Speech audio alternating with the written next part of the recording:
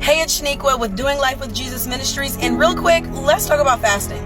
For so long, when it comes to fasting, right, the focus was always on either not eating or how long you should not eat or what type of foods you should and should not eat during your fast. But the Word of God says something very, very different. Not eating is only a portion of what a true fast really is. And so let's talk about it. Isaiah 58 talks about the observance of fasting. Isaiah 58:6 says, the fasting that he chooses, which is pleasing to the Lord, is one that undoes the bonds of wickedness, okay? Tears to pieces the rope of the yoke, to let the oppressed go free, and to break apart every enslaving yoke. Verse 7 says, is it not to divide your bread with the hungry and bring the homeless poor into the house?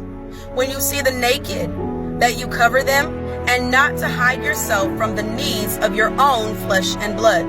Verse 8 says, when this happens, then your light will break out like the dawn, and your healing, restoration, new life will quickly spring forth. Your righteousness will go before you, leading you to peace and prosperity. I highly recommend you go ahead and read all of Isaiah 58. You'll even see some references about what Jesus did when he was fasting.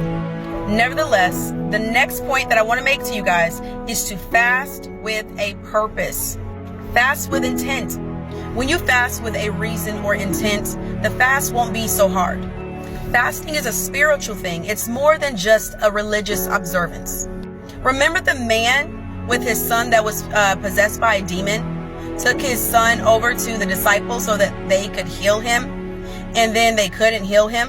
Why did Jesus say that they could not heal him? What was the reason that the man's son was not healed? Because some only come out by prayer and fasting. Jesus knew what his ministry was to be on the earth.